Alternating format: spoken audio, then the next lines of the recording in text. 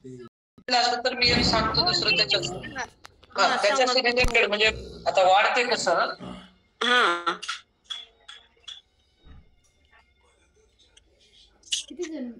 समजा एका साडीची किंमत आहे 200 रुपये 200 बरोबर. एका साडीची किंमत 200 रुपये आहे. त्याने काय केलं त्याच्यावर 25% किंमत त्याची वाढवली साडीची 25%. तर आजची साडीची किंमत किती असेल? 125. आणि 200 रुपये होती ना. 200 नाही का? मी 100 ला 25 घेतलं की 25 नंतर मी 200 घेतलं. आता 100 ला जर घेतलं असतं तर 25 डायरेक्ट वाढवले असता. म्हणून मी 200 आधीच घेतलं होतं विचार करून. 200 रुपये अगोदर किंमत होती 200. मग डायरेक्ट 25 लाच कसं वाढवता येईल? 225 होती ना किंमत. असं आहे ना 250 किंमत जायला पाहिजे. इकडे बघा पहिलंच होती 200 रुपये याच्यावर 50% वाढवले. मग वाढवले किती? तर 200च्या 25% वाढवले 200. 2 शून्य कटले तर 50 रुपये वाढले 50. येस बरोबर आहे सर बरोबर आहे. 50 200 मध्ये ऍड करायचे म्हणजे 250 ऍड करायचे. कोणाच्या वाढले ते गुच्याच्या घ्यावं लागेल ना आपल्याला. ठीक 200चे 25% काढावं लागेल. 200चे 25% वाढले. 200 ठेवून मगाशी 500 काढले परत त्याच्यामध्ये मिळवावं लागते म्हणून 5 प्लस केले ते. त्याच्यानंतर बघा पुढे एक असंच एक्झाम्पल देतो बघा. सीमा आणि राणी यांना मिळालेल्या गुणांचे गुणोत्तर. सीमा आणि राणी यांना मिळालेल्या गुणांचे गुणोत्तर.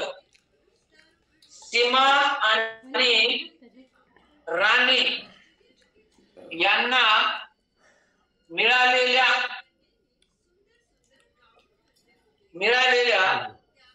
गुणांचे गुणोत्तर 4:3 आहे. 4:3 आहे. पुढच्या वर्षी सीमाचे गुण पुढच्या वर्षी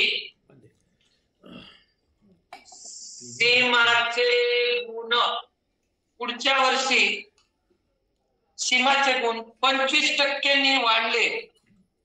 25% वाढले व राणीचे गुण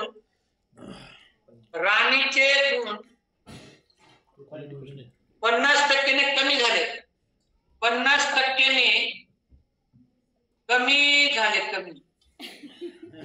झाले. तर त्यांचे नवीन गुणोत्तर काढा. तर त्यांचे नवीन गुणोत्तर काढा. बघा इकडं पहिल्याचं गुणोत्तर काय होतं जुनं 4:3 होतं. इकडं होते बघा सीमा आणि राणी त्या दोघीचं पूर्वीचं गुणोत्तर होतं 4:3. इथं एक्स वगैरे घ्यायची काही गरज नाही म्हणालो. आता बघा 4:3 गुणोत्तर होतं दोघींच्या गुणांचं मिळालेल्या मार्क्सचं. तर सीमाचं पुढच्या वर्षी काय झालं म्हणजे सीमाचं 25% वाढलं. 25% म्हणजे 4चे जर 25% काढलं तर एकच आहे. 25% म्हणजे 100चा चौथा भाग आहे. तर 4चा चौथा भाग म्हणजे एकच आहे ना. म्हणजे हिचे गुण होतील पुढच्या वर्षी 5 आणि हिचे 50% कमी झाले. म्हणजे 3चे 50% झालं तर दीड कमी झालं. म्हणजे नवीन वर्षी याचं दीडच गुण पडले असं ग्रहित करा ना. दीडच पडले. आणि इथं किती झाले 5. इथं 5 आणि तिथं 1.5 आले. इकडे बघा एवढं हे करून काढतो. आता नवीन काय झाले? नवीन गुण बघा. नवीन काय झाले? 25% वाढले. पहिलं होते 4 परत त्याच्यात वाढ झाली. वाढ किती? 4चे 25% वाढवले. 4चे 25%. तर इथं जसे 3चे कमी करायला म्हणजे मायनस कमी झाले तिचे गुण. 3 वजा किती कमी झाले? पहिलं मिळालेल्या गुणाच्या 50% कमी झाले. मग पहिलं मिळालेल्या गुणाच्या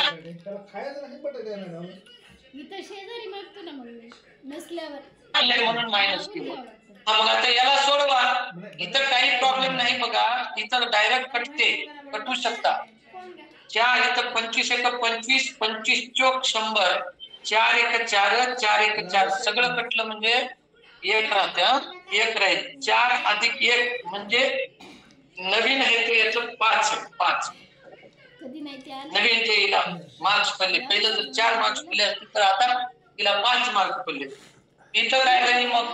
3 वजा इथंही कटू शकता. 50 एक 50, 50 दोन्ही झाले 100. तर वरी झाले बघा 3 एक 3, 3 वजा 3 एक 3 अंश छेदामध्ये 2. त्याच्यानंतर याला जर कटवलं तर 1.5 येईल. 5 जसे 3 वजा 1.5. कोणाचे एवढ्याचे 50% सरळ सरळ कळायला पाहिजे आपल्याला.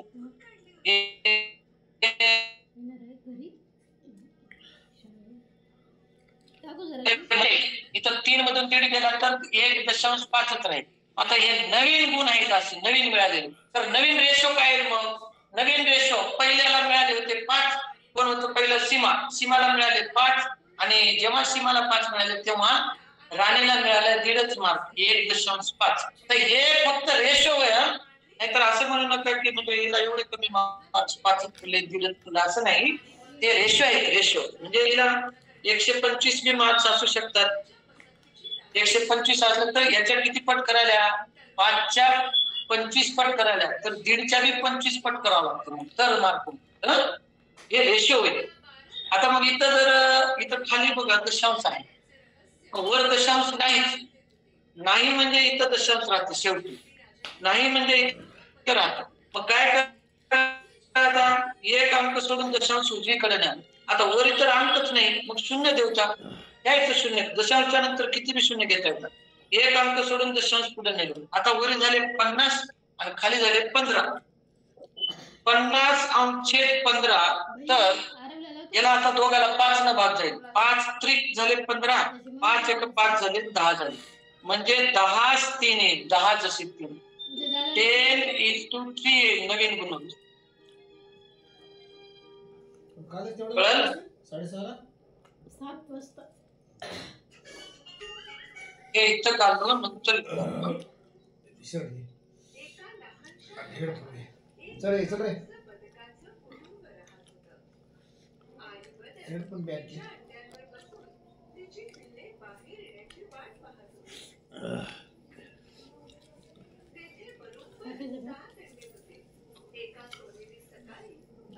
थोडं थोडं कळतंय.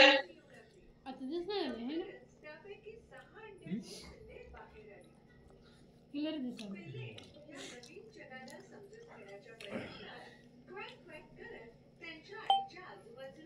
काहीच म्हणणं झालं तुमचं.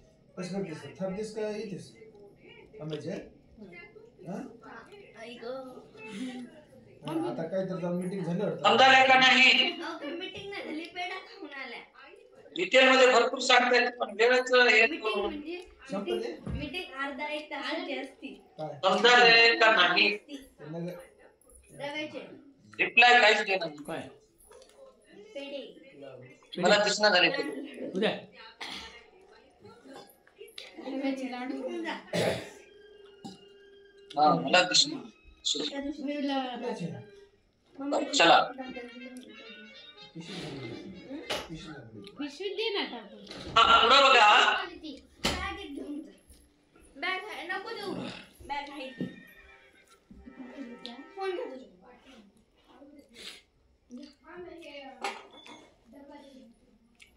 एका महाविद्यालयात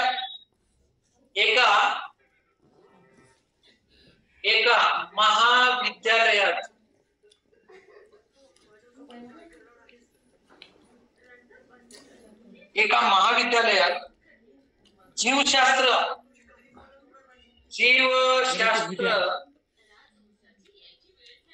रसायनशास्त्र रसायनशास्त्र व भौतिकशास्त्र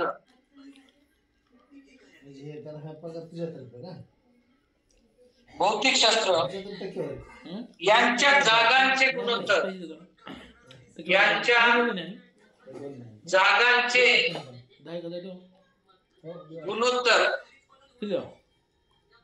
6:9:4 महिन्याला 6:9:4 पहिलं 2च होते आता 3 दिलो हा 6:9:4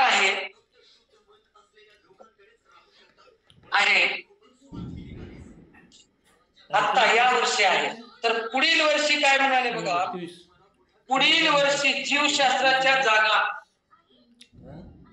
पुढील वर्षी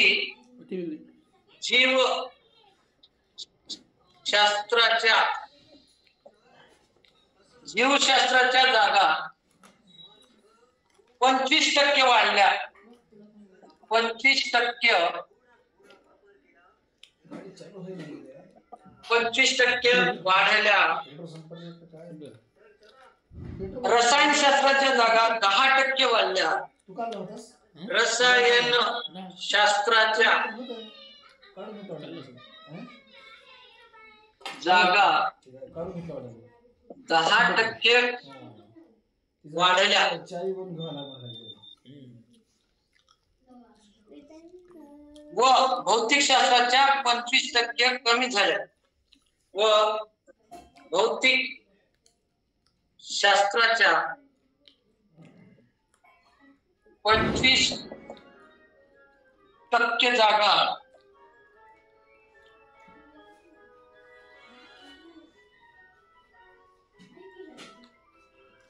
किंवा कमी झाल्या. तर त्यांच्या जागांचे नवीन गुणोत्तर काढा म्हणून. तर त्यांच्या जागांचे नवीन संदेश गुणोत्तर बोल घेऊ काढा. मोबाईल इकडे बघा आता शॉर्टकट थोडस हे सांगतो, तसंच सांगतो पहिल्याच्याच मेथडनं, पण आता कमी काय काय करता येते. इथं पहिलं होतं बघा जीवशास्त्र, रसायनशास्त्र आणि काय होतं भौतिकशास्त्र. यांच्या जागांचं गुणोत्तर होतं बघा 6:9:4. काय म्हणले काय म्हणले तर बघा या पहिल्याचं किती टक्के वाढले म्हणा, पहिल्याच्या 25% वाढले. पहिल्याच्या 25%. आता 6चे 25% जर म्हणलं तर 6चे समान 4 भाग करून 25 म्हणजे 100चा पाव भाग होईल. 100चा 25% म्हणजे पाव भाग आहे ना. 4 भाग करून 1 घ्यायचं.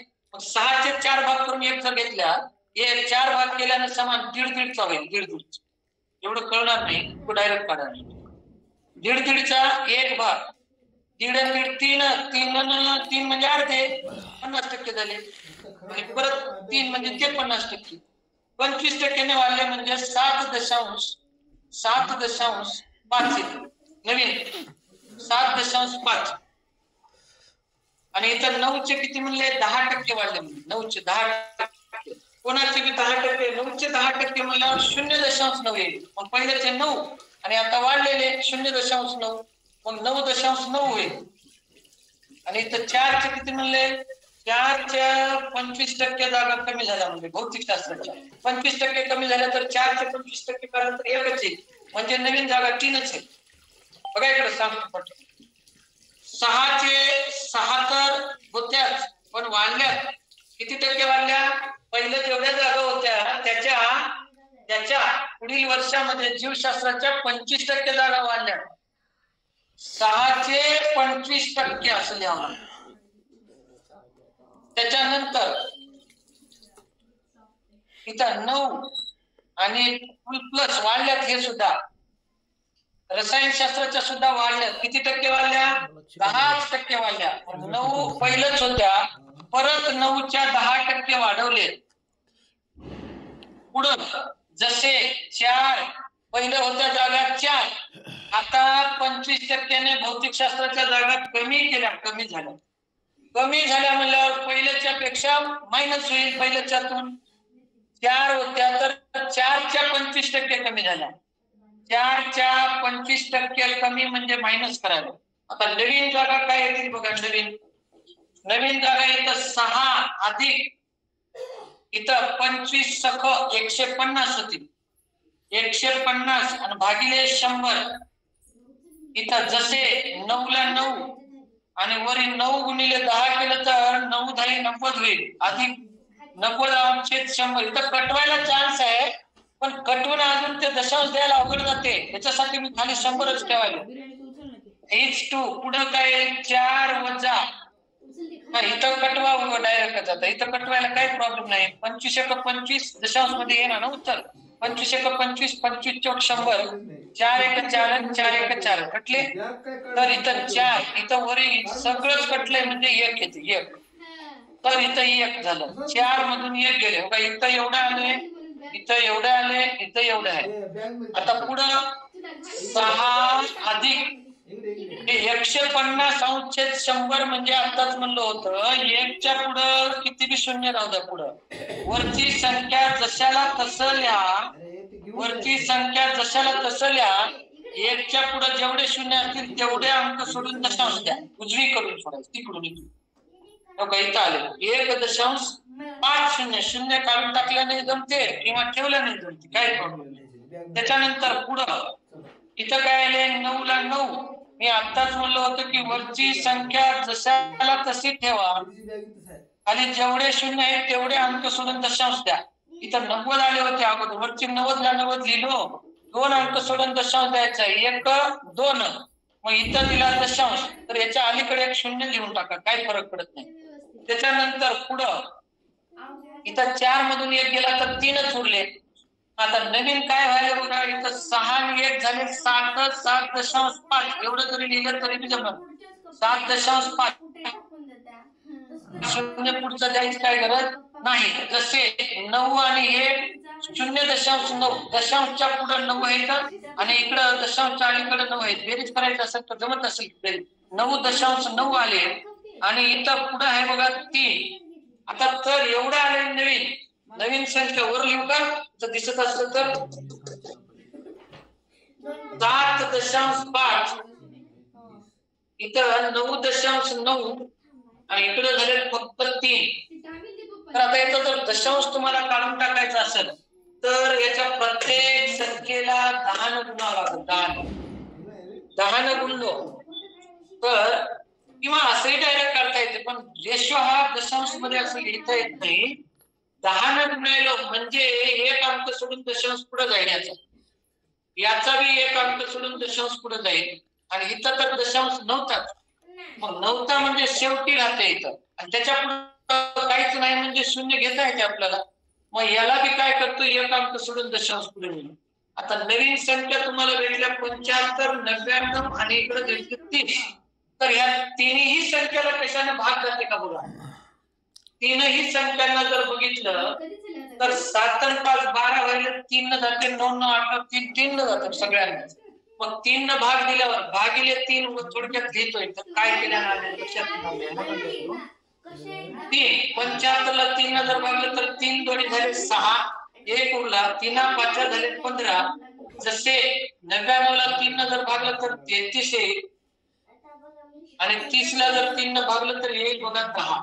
म्हणजे नवीन गुणोत्तर 25 33 10 येईल. 25 जसे 33 जसे 10 येईल.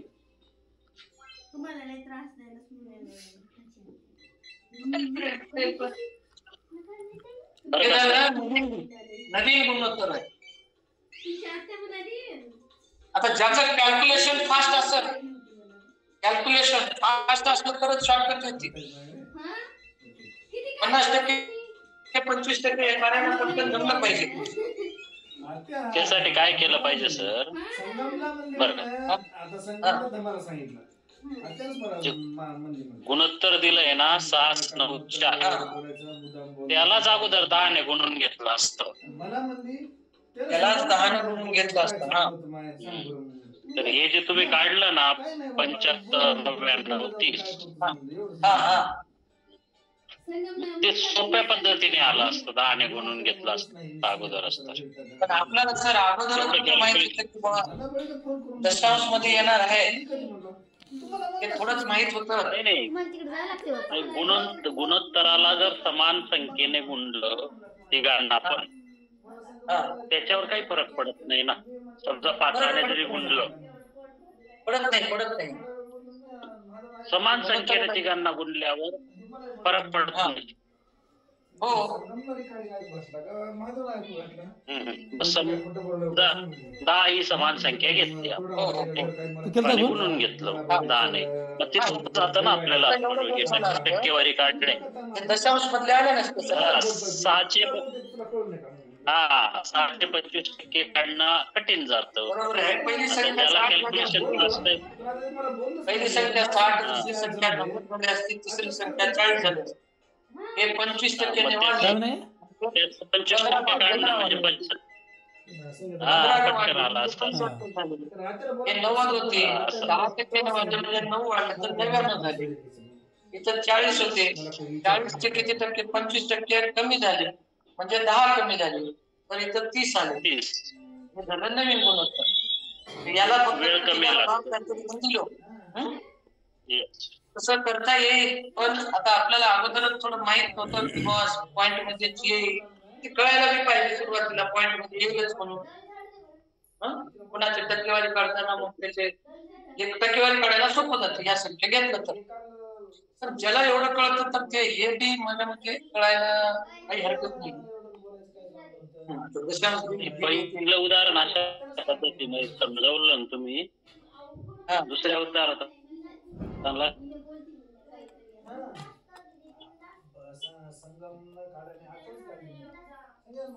शॉर्टकट सांगितलं तरी चालेल. जमल असं.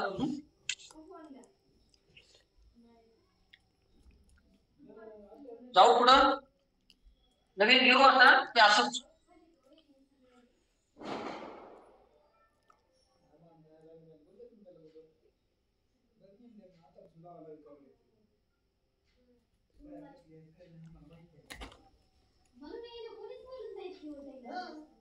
भेटू का?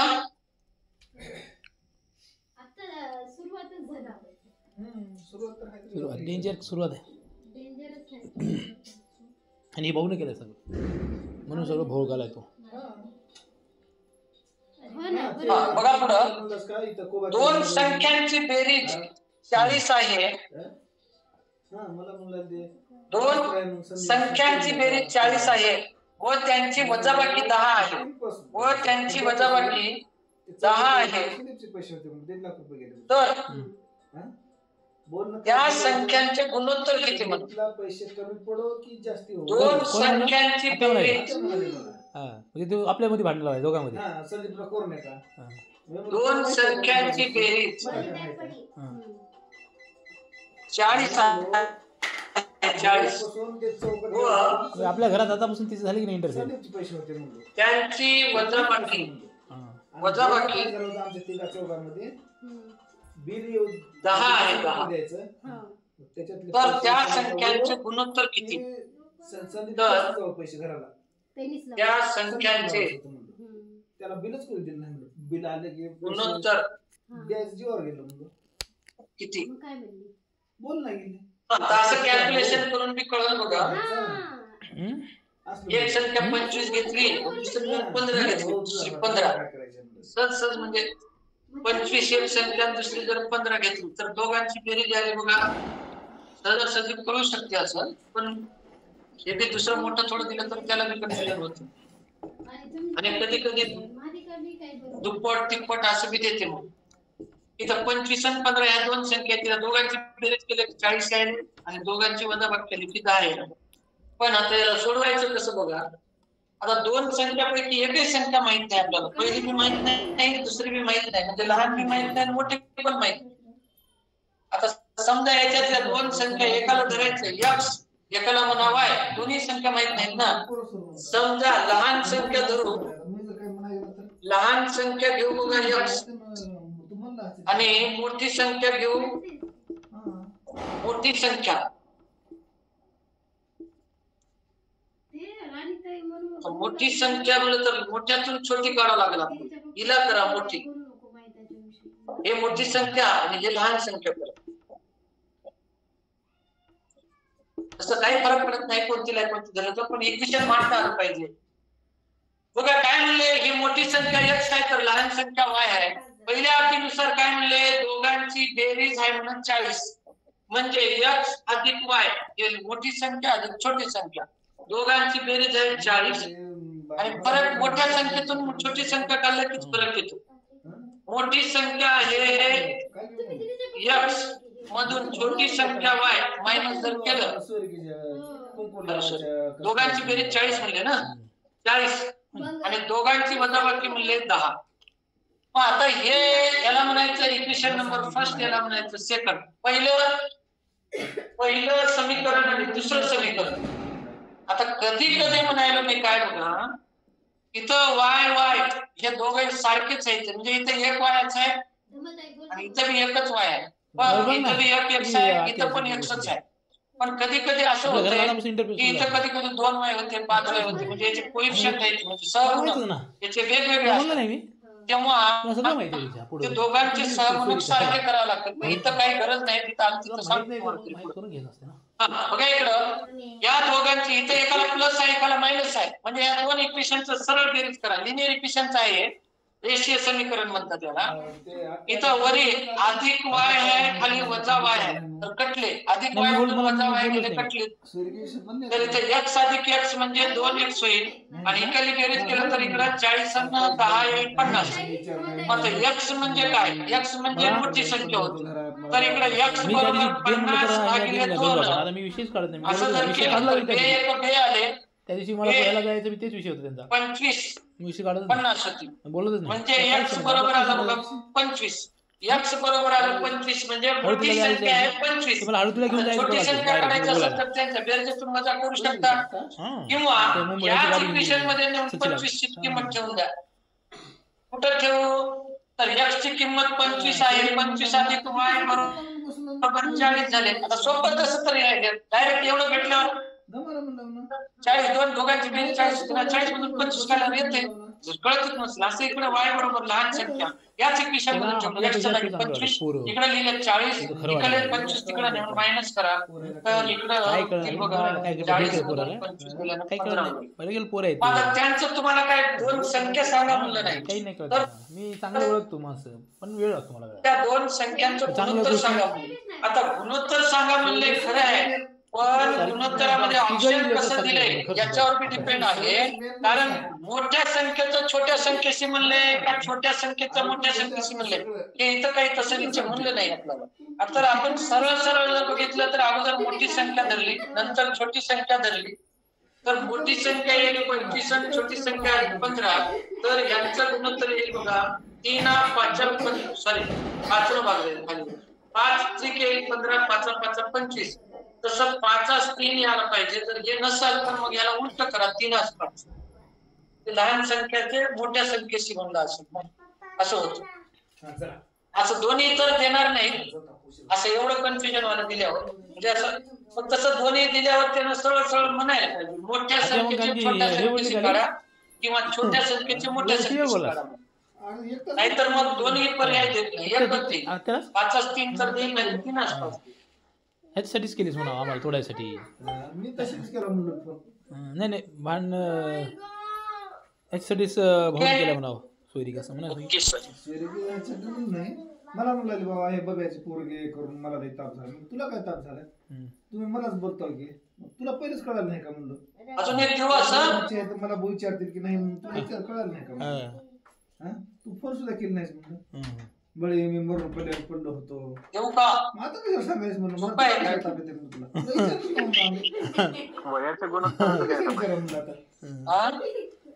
आम्हाला सांगू नको म्हणा. अरे अरे नीट जाते नाही येड्या, शेच बंद करत होते कधी बी. नीट आहे झालं बंद.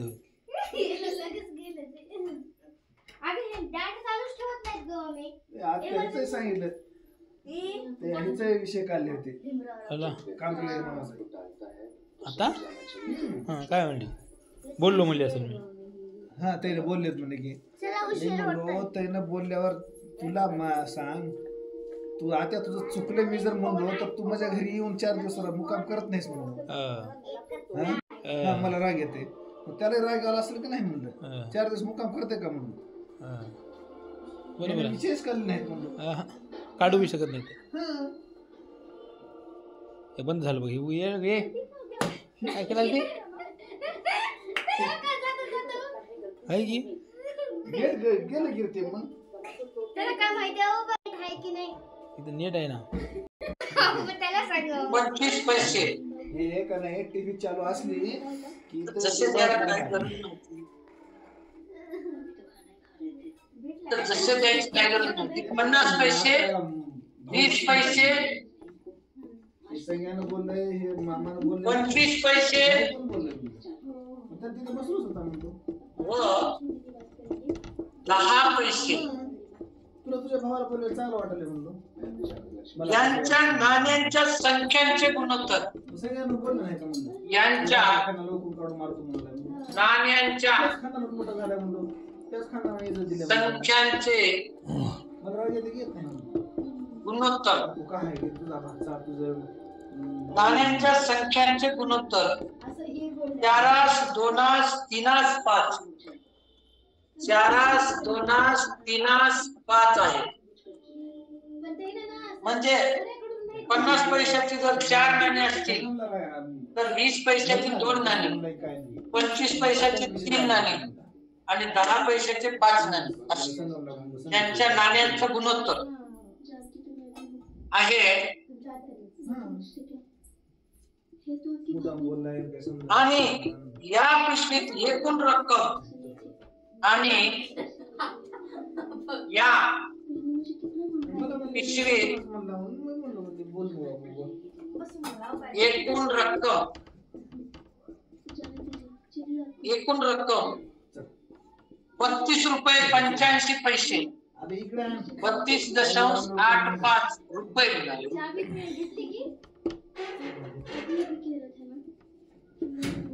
रुपये आहेत तर त्या पिशवीत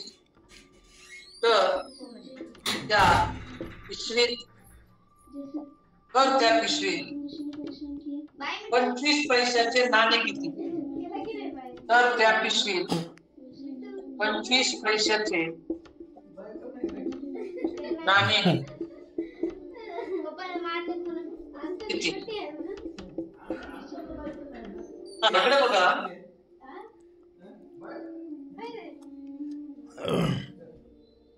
आधी काय म्हणलंय कोणते पैसे आहेत तर 50 पैशाचे कॉईन आहेत पैसे 50 पैशाचे कॉईन 20 पैशाचे कॉईन त्याच्यानंतर 25 पैशाचे कॉईन आणि 10 पैशाचे कॉईन किती म्हणजे तर यांचं गुणोत्तर काय दिले 4 2 3 5 असं गुणोत्तर आहे आता गुणोत्तर म्हणल्यावर मी म्हणलं होतं समान पट घ्या समान पट म्हणजे समान पट घेतलं की याला गुणिले x केल्या की 4x 50 पैशाचे नाणे झाले 4x त्याच्यानंतर 20 पैशाचे नाणे असतील 2x 25 पैशाचे नाणे असतील 3x आणि 10 पैशाचे नाणे असतील 5x आता बघा इकडं नाण्यांची संख्या काय समान पट x मान समान पट x असं जर घेतलं तर आता हे नाण्यांचं गुणोत्तर होतं हे गुणोत्तर होतं तर आता नाणे किती होतील 50 पैशाचे नाणे होतील 4x त्याच्यानंतर 20 पैशाचे नाणे होतील 2x आणि 25 पैशाचे नाणे होतील 3x तर 10 पैशाचे नाणे होतील 5x एवढे नाणे आणि काय म्हणले हे आता बघा इकडं हे जे 4x नाणे आहेत 4x किती पैशाचे आहेत 4x नाणे 50 पैशाचे बरोबर आहे 50 पैशाचे किती नाणे समजा 50 पैशाचे 4 नाणे आहेत 50 पैशाचे 4 नाणे जर असतील तर किती पैसेच बनतील. आता पैशानं नाण्याला बोलल्यावर नाण्याच्या संख्येला पैसेच तयार होतील ना. किती पैसे तयार होतील बघा. पैसे किती होतील. पैसे 2 रुपये होतील. रुपये पण इथं पैसे 50. आता पण एकूण याचे 4x एवढे नाणे होते. 4x नाणे 50 पैशाचे आहेत ते. मग याच्यापासून समजा 50 पैशाचे 4च नाणे आहेत तर 200 पैसे होतील ना. होतील का. ते पैसे आहेत म्हणाले. रुपये नाही पैसे आहेत. 200x झाले. 200x आणि इथं हे दोन्ही 4x नाही 20 ना. 20 पैशाचे 2 नाणे तर 40x झाले. 40x इथं किती 25 त्रिक 75x. हे पैसे आहेत. पैसे पैसे पैसे आणि हे पण पैसेच. 10 पैशापासून 10 पैशाच्या कॉइन पासून किती पैसे बनतील तर 10 × 50 पैसे बनले ते पैसे. मग आता हे बघा 50 पैशाच्या नाण्यापासून एवढे पैसे झाले तयार. 50 पैशाचे कॉइन एवढे होते. एवढ्या कॉइनचे झाले एवढे पैसे. त्याच्यानंतर 20 पैशाचे कॉइन एवढे होते. त्याच्यापासून एवढे झाले तयार.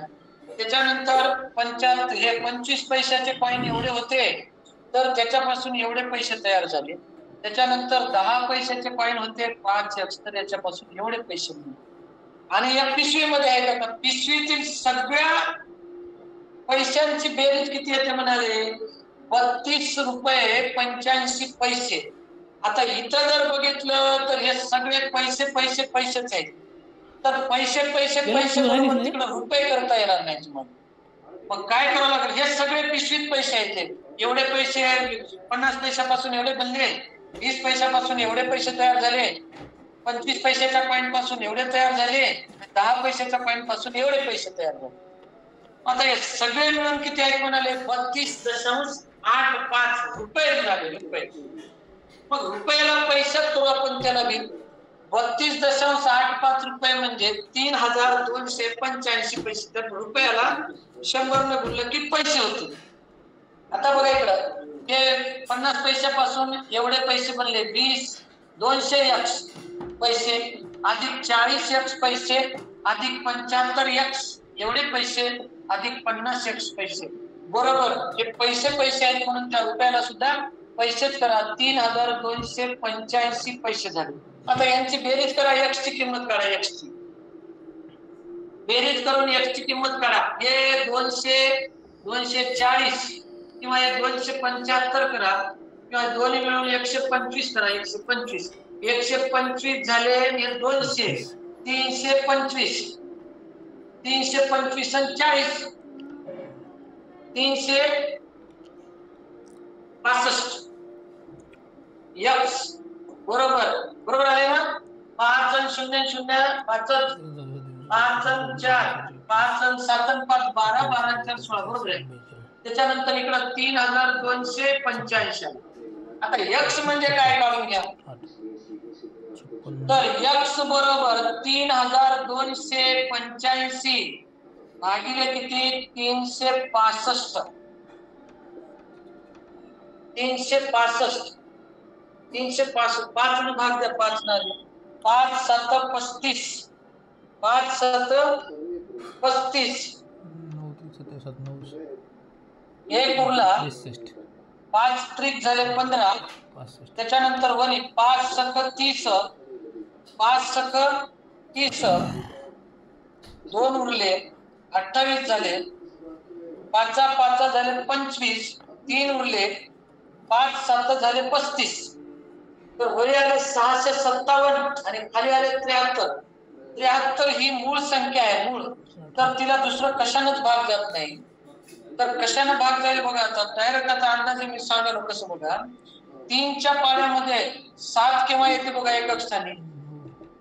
3 चौक 3 1 3 2 6 3 3 9 3 चौक 12 अंदाज घेऊन मल्टिप्लिकेशन केल्या नाही जमते. 3 चौक 12 3 5 15 3 7 18 3 7 21 3 8 24 3 9 3 9 27 आलं. अरे का 27 73 गुणिले 27 3 73 गुणिले 9 करून बघा.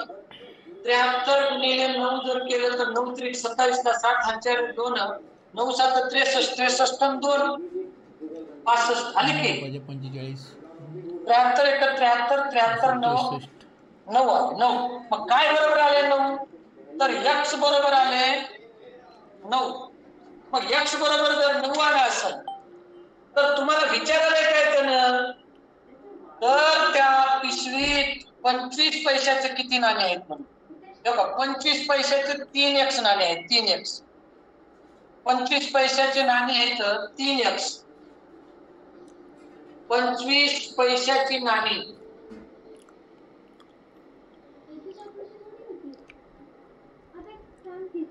इथे 3x तर x म्हणजे आले 9 तर 3 गुणिले 9 करा 9 त्रिक 27 नाणे असतील 25 पैशाचे.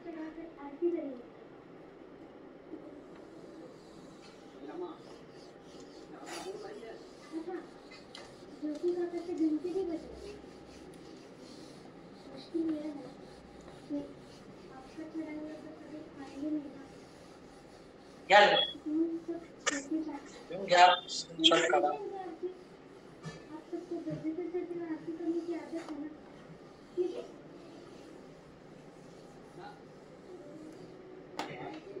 शॉर्टकट जर करायचं असतं तर एक 25 गुणिले 4 केल्यानंतर 2 असतं. पण हे 50 गुणिले 4 ते 200 इथं 20 गुणिले 2 जर केलं तर 40 येईल. इथं 25 त्रिक 75 केलं तर 25 गुणिले 3 केलं तर 75 आणि 10 गुणिले 5 केलं तर 50. आता बघा हे x जर घेतलं नसतं मी तर x घेतलं 240 75 आणि 50 झाले सगळे मिळून 365. 365 ने एवढे पैसे तयार झाले एवढे रुपये.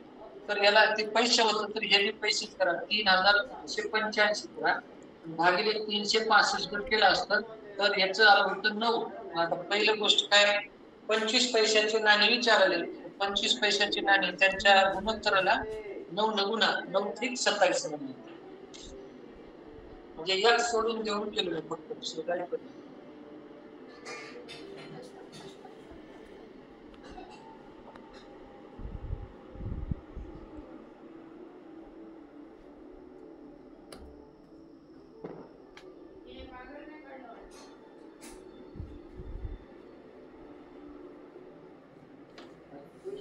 ओके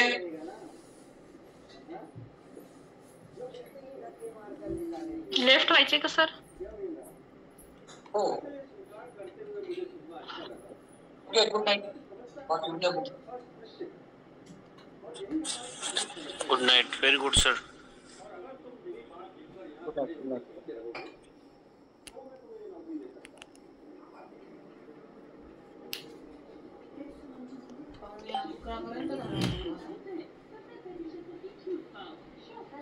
एका दिवशी 12चा रेकॉर्ड बनत. Okay thank you sir.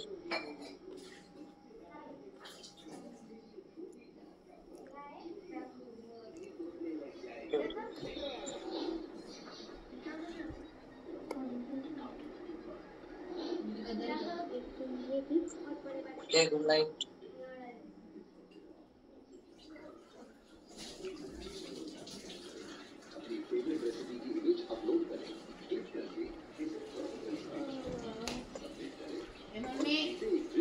डोळे दाबून नको तिथं